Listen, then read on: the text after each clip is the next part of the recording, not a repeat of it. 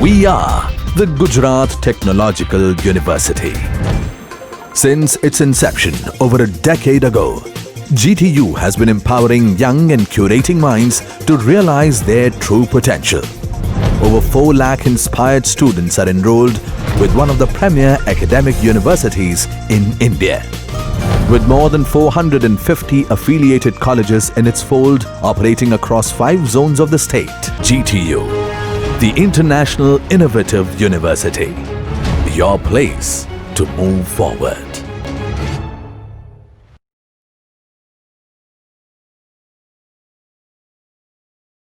Hello dear students, today we are going to start the new article, that is Fermi's Golden Rule. Till now we are aware with the basic structural arrangement of semiconductor. There is a valence band at the bottom level, conduction band at the topmost level, and in between there is a energy gap, that is the band gap. So what is the probability for an electron in the valence band to travel towards the conduction band by gaining some amount of energy? So in given particular time, how many electrons can be travel from valence band to conduction band? In order to identify, we will have the Fermi's golden rule, which is also referred as golden rule of time dependent perturbation theory. This is nothing but an equation for calculating the transition rates. The result is obtained by applying the time dependent perturbation theory, which is a well known theory from quantum mechanics, to a system that undergoes a transition from an initial state I to a final state F, that is a part of continuum of the states. Time dependent perturbation theory is utilized to calculate the transition probabilities. So here we will identify how many electrons in a given time can transit from initial state I to final state F. So in order to initiate the theory, we will start with the Hamiltonian equation. So we assume that the Hamiltonian H of the system can be written in the form of H is equal to H0 plus Wt. This is the equation number 1, where H0 is the Hamiltonian of unperturbed system and Wt is the time dependent function of the perturbation applied to the system. Since H0 is the unperturbed Hamiltonian, the time independent Schrodinger equation is satisfied as H0 psi is equal to En psi. So this is equation number 2. H psi is equal to E psi. That was the general Schrodinger equation. And for the unperturbed Hamiltonian, we can write down equation number 2. The wave function phi n are related to the time dependent unperturbed wave function by equation number 3, that is psi n of t, which is a time dependent wave function, is equal to phi n e raised to minus I E n t upon h cut. This E n is the energy at the initial state, t is the given time, h cut is equals to h upon 2 pi, where h is the Planck's constant. The time dependent Schrodinger equation for the system is h psi t is equal to, according to equation number 1, h0 plus wt is equal to I h cut del psi by del t. With the state of the system wave function psi at a time t expressed as a linear combination of the phi n basis function. So now we will modify this particular term into the basis function. So here you can see this psi t is now converted into the summation of cnt psi nt is equal to summation of n cnt. Instead of psi nt, we are utilizing equation number 4, cnt phi n e raised to minus I E n t upon h cut. This is our equation number 5. Substituting this relation in equation number 4 and project the result on phi n. So what was the equation number 4? Here h0 psi t plus wt psi t will be now separate out.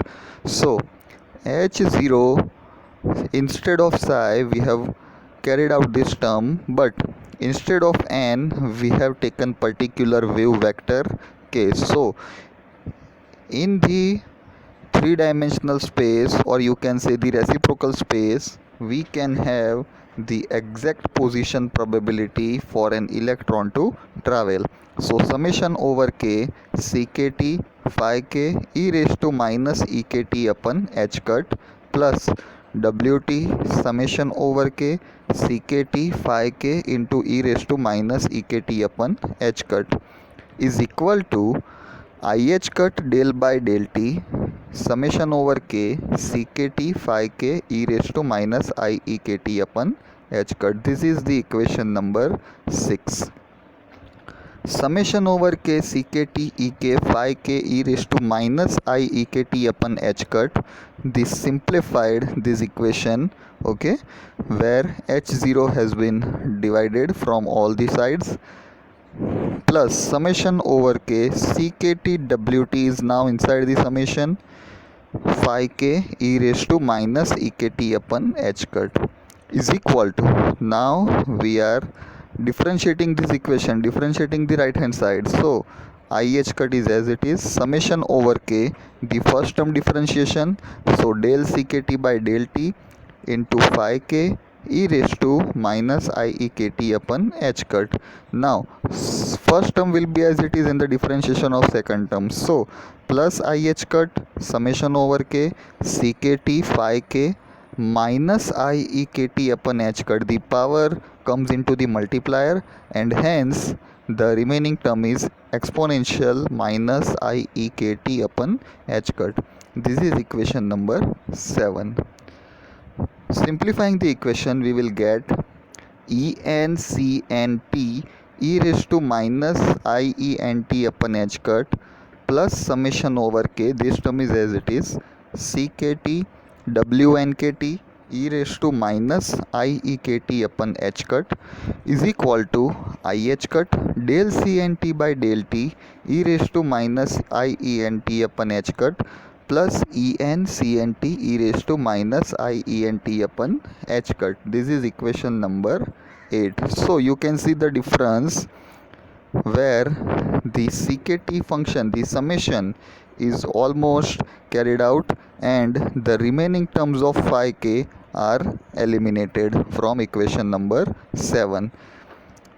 And this equation is further classified as, because this term and this term on the left hand side and right hand side are similar, so they will get cancelled out. So the remaining portion is the equation number 9 as summation over k ckt wnkt e raised to minus iekt upon h cut is equal to ih cut del cnt by del t e raised to minus ient upon h cut. This is equation number 9. From this equation we can moreover simplify by making del cnt by del t as an object. So ih cut will go into the denominator, that is equal to 1 upon ih cut, summation over k as it is, ckt as it is, wnkt as it is, and by combining these two terms minus I ek minus en, so we will have e raised to I omega nk t, where the perturbation matrix element is now simplified as 2 pi en minus ek upon h, where h upon 2 pi is nothing but h cut. In order to evaluate the coefficient from equation number 10, remember this is the simple equation we have derived, but still we have not ended up to the mathematical expression of Fermi's golden rule, which is a time dependent perturbation or possibility of transition rate. So for that we will have to solve this equation, and here in order to evaluate their coefficients we are making two assumptions. Number 1, the system is initially in state I, and thus all the coefficient at 0 time are equal to 0 except for the c coefficients, that is equal to delta ij. the perturbation, that is the second assumption, the perturbation is very weak and applied for a short period of time such that all of the coefficients remain nearly unchanged. So at first we are assuming that at t is equal to 0 all the coefficients are 0, and at the second assumption we are assuming that due to weak perturbation there is no change in the matrix coefficient. So we will have this type of equation by applying these two assumptions. Del C and T by del T is equal to 1 upon IH cut CIT, that means in the initial state, WNIT. So instead of K, all terms are replacing with the initial state term I. WNIT e raised to I omega NIT. So for any final state, the coefficient will be CFT is equal to CF0 is equal to 0, and hence for the final state CFT is equal to 1 upon IH cut. In order to remove the differentiation over here, we have integrated both the sides of equation 11 with respect to time. So 1 upon IH cut integral 0 to t WFIT dash e raised to I WFIT dash into dt dash. This is the equation number 12. So here the time has been changed because when the electron is in the initial state, that is at time t, but when it has traveled to the final state, the time will be changed, and hence we have denoted the final state time as t dash. Application of the perturbation changes the state of the systems from the initial state phi I to a final state phi f, both of which are the eigenstates of the unperturbed Hamiltonian H0.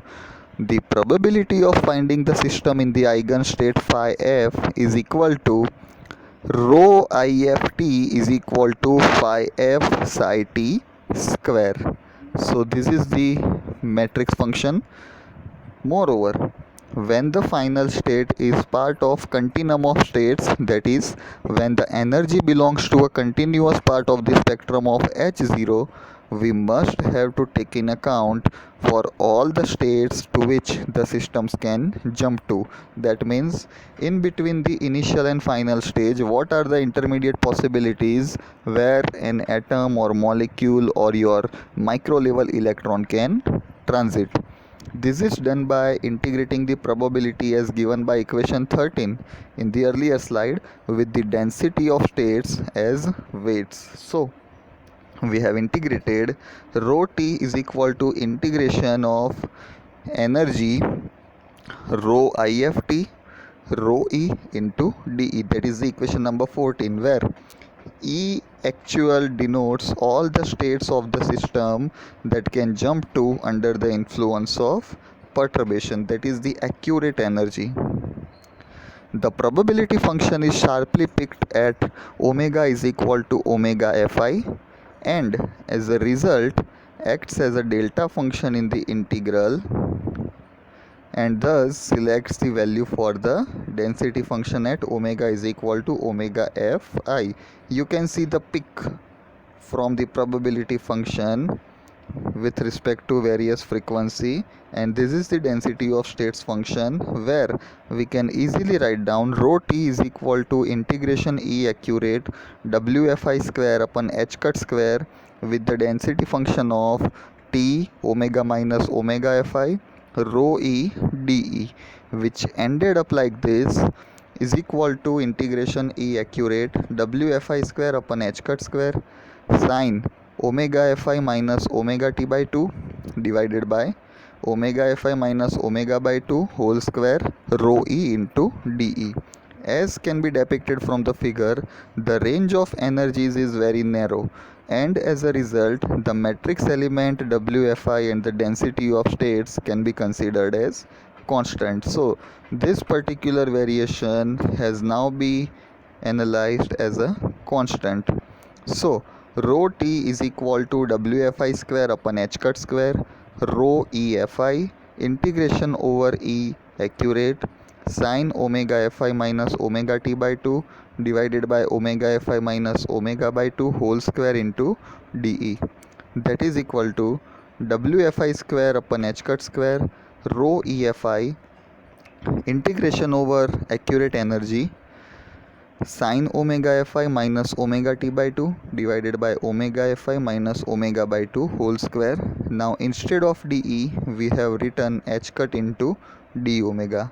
This is nothing but the simple relation E is equal to h mu is equal to, more simplifying the equation, or we can say the integral term has been normalized, Wfi square upon h cut square rho EFI into h cut into 2 by t into t square integration from minus infinity to plus infinity sin square x upon x square into dx, where we substituted E is equal to h cut omega, x is equal to omega Fi minus omega t by 2, and we have utilized the fact that for frequencies far from omega Fi, the function sin square x upon x square is negligible. So we can extend the limits towards the infinite.